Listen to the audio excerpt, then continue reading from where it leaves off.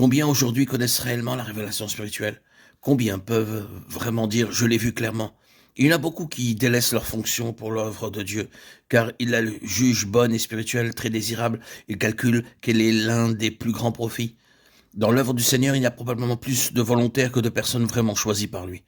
Beaucoup peuvent seulement dire «je viens», mais ils ne peuvent pas dire «je suis envoyé». C'est pourquoi beaucoup du soi-disant travail pour Dieu est rempli de mort. Il y a beaucoup d'efforts qui ne sont pas la volonté de Dieu, mais décidés par les hommes, d'après leurs propres ailes et leurs suppositions. Ils appellent tout ce travail les œuvres de Dieu. Pourtant, il n'y a en réalité presque rien de Dieu en elles. La source de toute œuvre spirituelle se trouve dans le Seigneur et non pas en nous. Nous sommes uniquement responsables de connaître la volonté divine. Tout ce qui est réellement spirituel doit avoir son origine dans le cœur de Dieu. Nous devons simplement faire ce que le Saint-Esprit nous a révélé. En définitive, tous les services peuvent découler de l'une de ces deux sources, de celle qui procède de Dieu ou de celle qui procède de l'homme.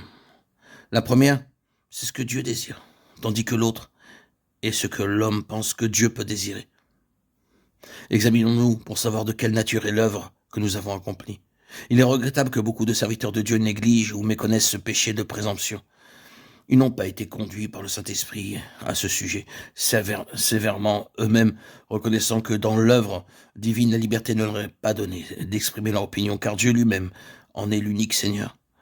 Nous avons besoin d'être convaincus par le Saint-Esprit de ce que signifie le péché de présomption, et combien terrible est ce péché. Nous devons réaliser que faire ce que Dieu ne nous a pas demandé est aussi coupable que de ne pas faire ce qu'il nous a demandé. Le péché de rébellion consiste à ne pas faire ce qui nous a été demandé. Alors nous connaissons tous l'offense que constitue cette sorte de péché. Nous voulons être libérés de ce péché.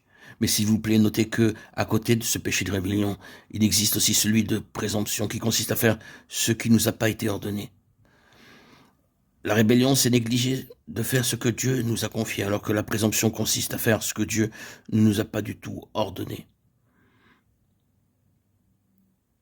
Nous devons perdre l'habitude de dire, puisque le Seigneur ne l'a pas interdit, pourquoi ne le ferais-je pas? Au contraire, nous devons maintenir cette attitude de cœur. Comment pourrais-je faire ce qu'il ne m'a pas demandé? Ceux qui connaissent seulement le Seigneur superficiellement supposent qu'ils peuvent faire tout ce qui n'est pas défendu dans la Bible. Cependant, ceux qui le connaissent plus profondément savent qu'ils pécheront par présomption s'ils font ce que l'Écriture ne leur a pas interdit, mais que Dieu ne leur a pas demandé. Nous reconnaîtrons ce fait lorsque Dieu un jour nous conduira plus avant. Nous verrons alors que nous ne devons pas aussi nous rebeller à l'égard de ce qu'il nous a commandé. Vous serez parfait et utile si vous ne suivez pas vos propres pensées à l'égard des choses pour lesquelles Dieu n'a pas donné son avis. Un homme parfait ne pêche pas par présomption. Si Dieu n'a pas donné d'ordre, cette personne doit attendre tranquillement. Une telle personne est disponible et peut être utile pour accomplir l'œuvre du Seigneur.